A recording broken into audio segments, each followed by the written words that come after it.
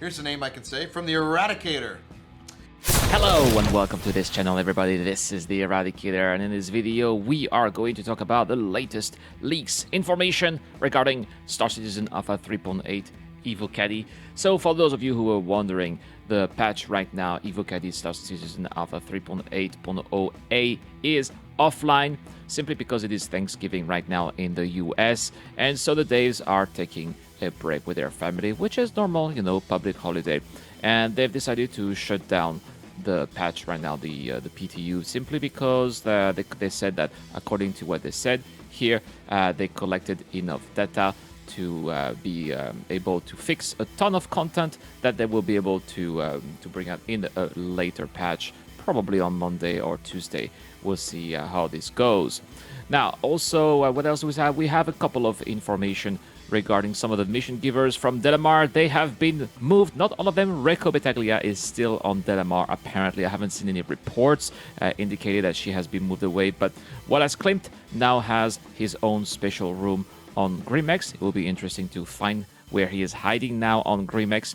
And for some reason, Miles Eckhart is now at the bar at Lorville. So he's at a different bar, so that's going to be interesting also to pay him visit. Maybe most of his missions are going to be located around the Hurston system, or maybe all over Stanton, I don't know. It will be interesting to see what the evolution of Miles Eckhart is.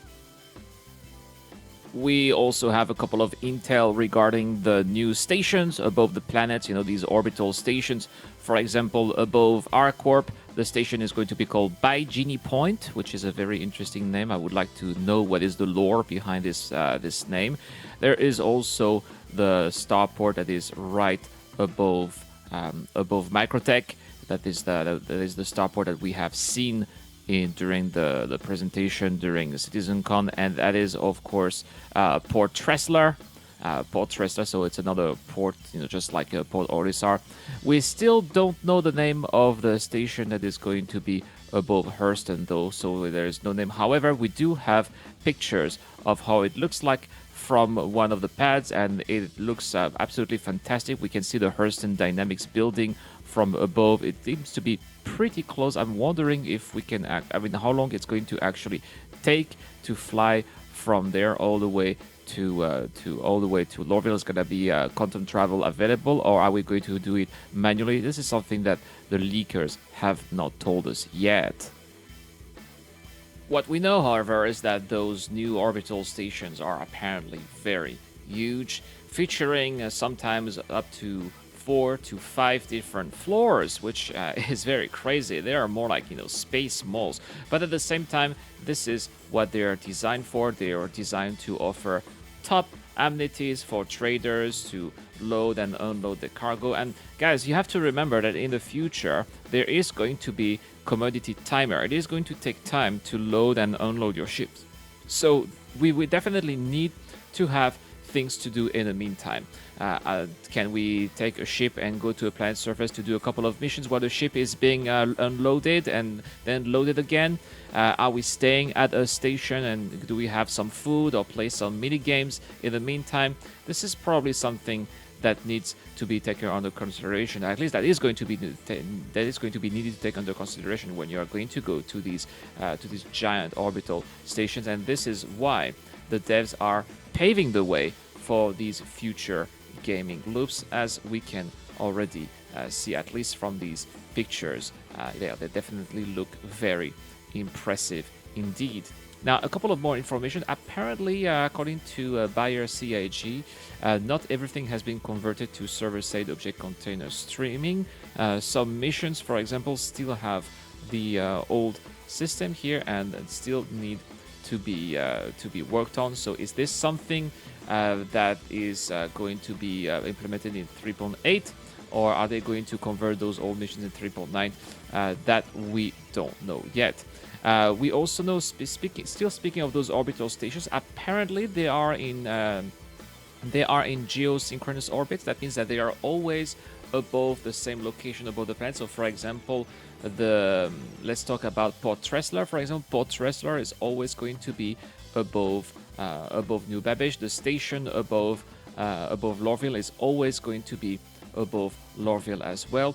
So this is something that I think that's a good thing, so that we know when we are leaving Lorville, we want to, let's say, take a giant ship for trading, let's say in the future, or Hull Sea, then we know we won't need to travel for very long distance. Vice versa, if you want to have a quick look at what Lorville is, just go back if you want to do some shopping at some specific shops at Lorville, but you don't want to waste time bringing your huge ship, your huge caterpillar, for example. It could be a good idea to leave the caterpillar at some of those big orbital stations and take a much smaller ship like a Pisces, for example.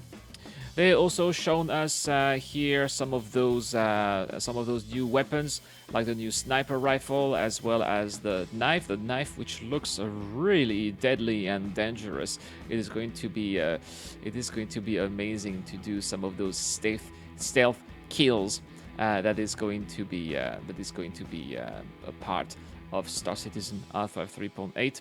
Apparently, the knife is called the FSK-8 Combat Knife, which is manufactured by Utiflex, which is a new manufacturer. Never heard of it. We also have a price for the Animus missile launcher at 333 Alpha UEC. That seems like a price to me. I can't imagine that it would be cheaper than a pistol. Probably 3,330 Alpha UEC. I think it's a typo here. It wouldn't be the first time that we have such typos in the verse like that, at least in the PTU.